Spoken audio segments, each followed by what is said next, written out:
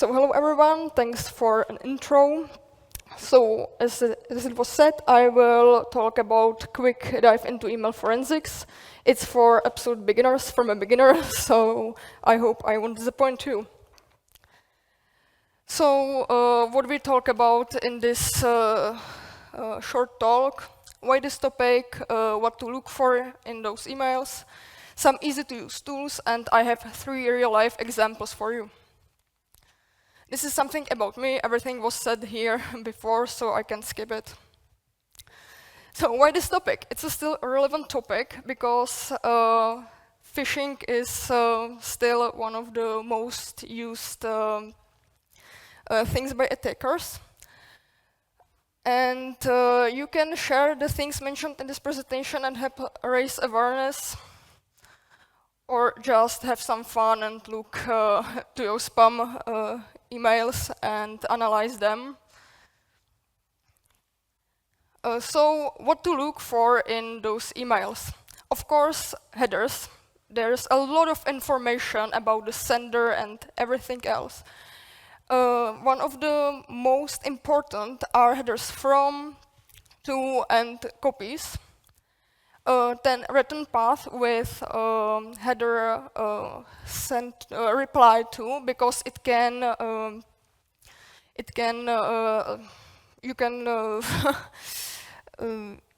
you can find some like redirecting to other emails and such things, which can be indicators of phishing or some other malicious activity. Date and timestamps, because sometimes the email can act like it's from your country, it's in your language, but then you look at the headers and you will find that it was sent from another time zone than is yours, so it starts to look a bit sketchy. Of course, originating IP, or just basically the IP where it came from. Then, of course, body and content. You will find some extortion probably here, or such things, and attachments, which is better like not to open on your main machine in some more secure environment, because you don't want to open something like love letter.pdf.exe from a Nigerian prince on your own computer.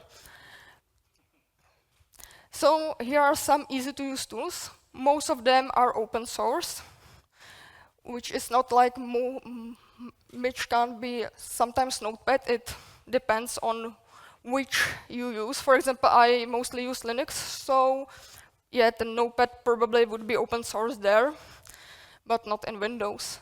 All you have to do is just to download the email in .eml file that's in some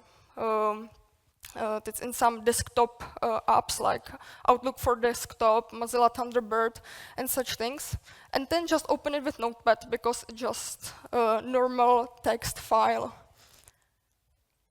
Next, I have this really great emldump.py script.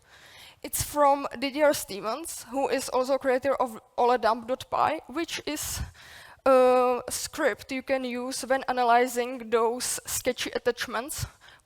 And it's usually for like some Excel spreadsheets, because there's also macros and such things mentioned there, and you can safely view them under source code. And it's easy way to dump various parts of the email, such as images and other attachments, or plain text, or, for example, some HTML parts of the email. This is how it looks. At the top, there is just the basic thing you get when you run the script. And you will see some streams. There is text plain and text HTML. And then you can dump them by using option D and option S to specify the stream you want to look at.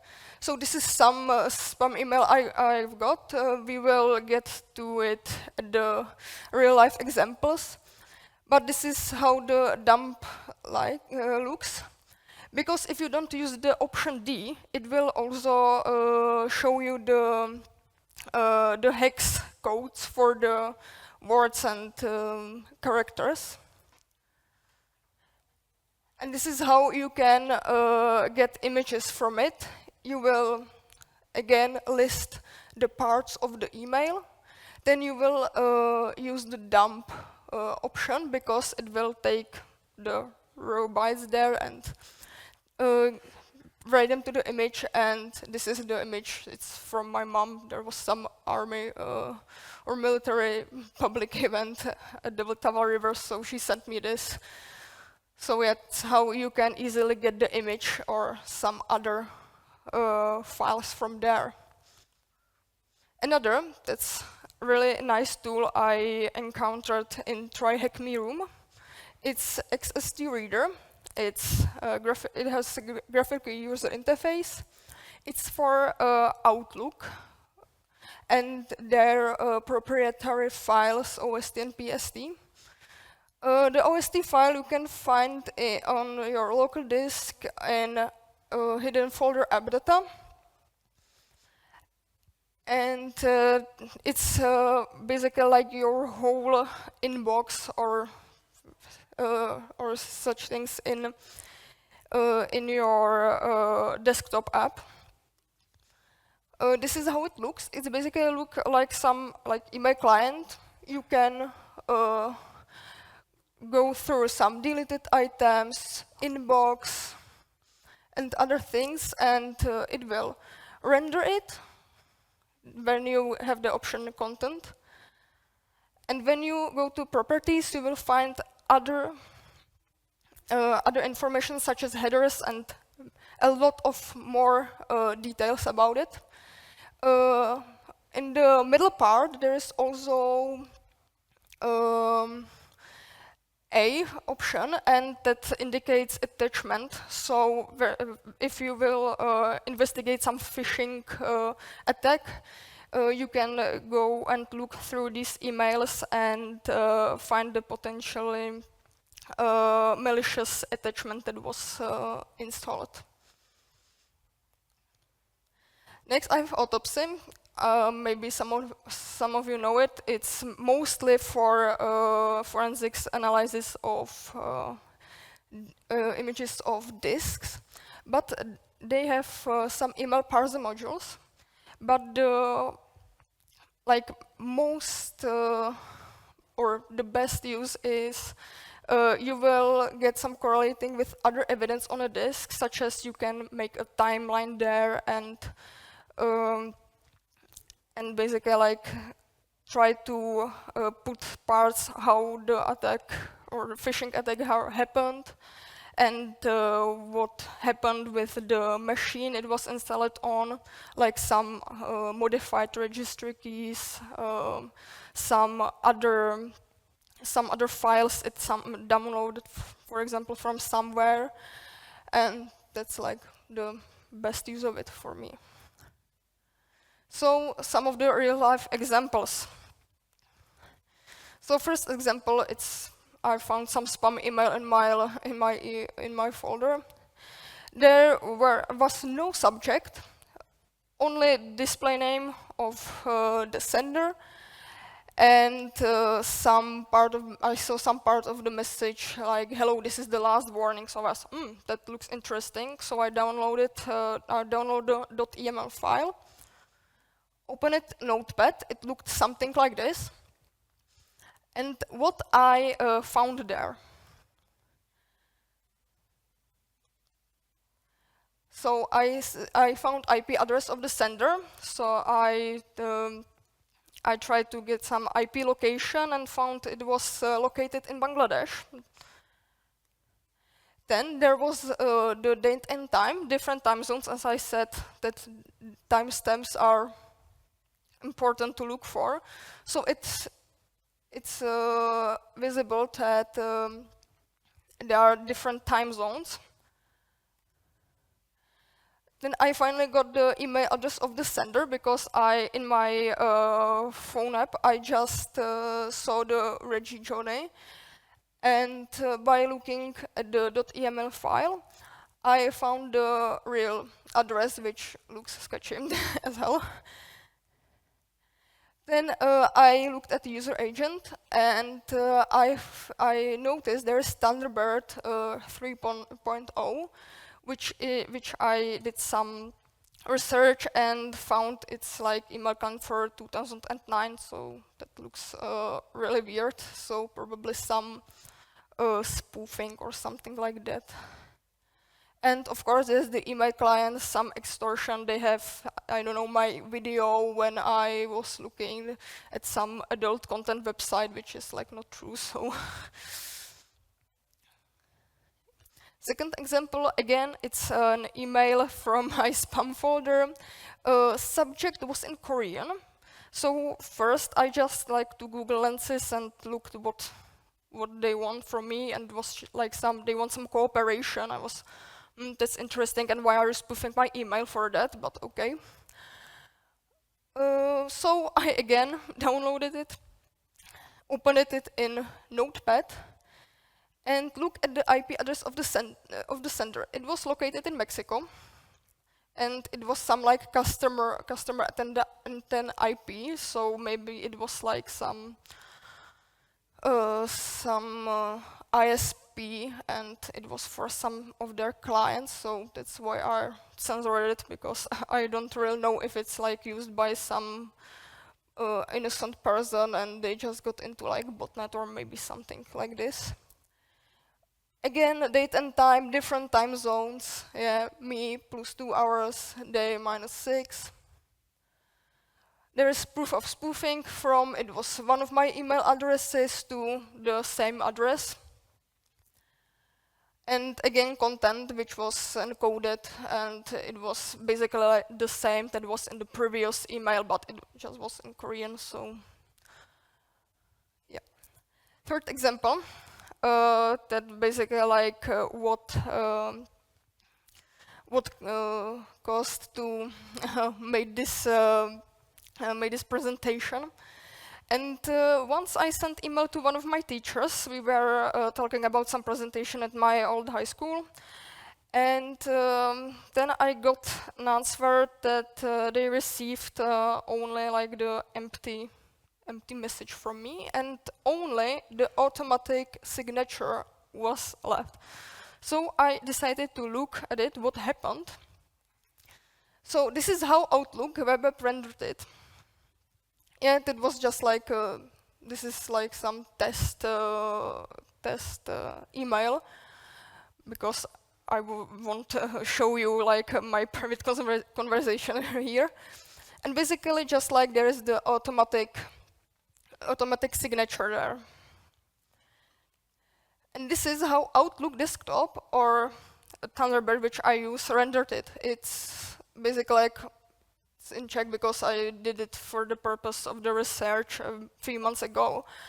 And basically it's like this text is completely inside the signature block, and therefore the Outlook web application can hide it.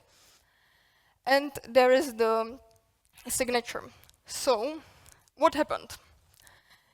The message somehow got into the HTML div tag for the signature, and basically the HTML rendering just said, okay, this is signature, I will take what should be in that signature, and everything else I will ignore. So that's basically how I made like a little bit video of myself, but we laugh with the teacher about it to this day, so it's okay. This is how the EML file made by me look. Here is the message, and as you can see, there is div tag with ID, div tag default wrapper, and that's one of the tags that the signature uses. And this was the message that was like hidden there. And this is the signature tag. And somehow, basically, like it's error on the side of the web application.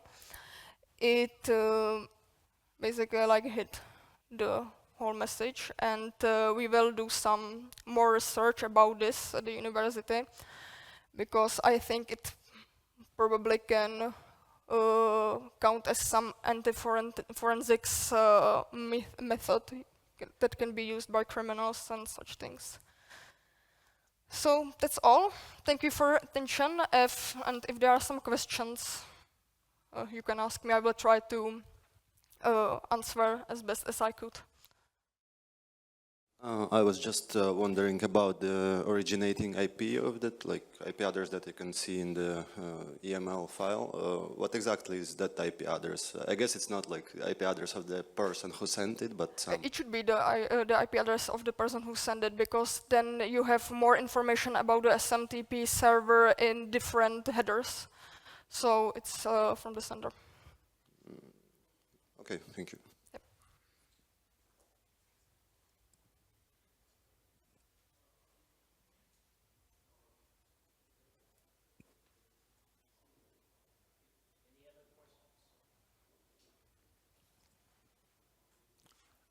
Do you plan to continue with this and to make some, I don't know, tool from this?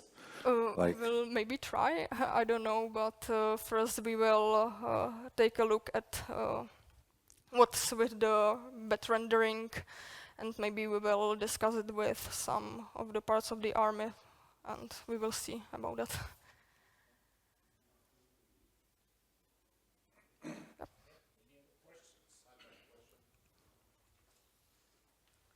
So the Microsoft email tools like Outlook, they put cryptographic signatures into the headers of the outbound emails. I will look at those as well, maybe proving the content not being tampered with, since this is a crypto analytic conference. Yeah, it's a great point.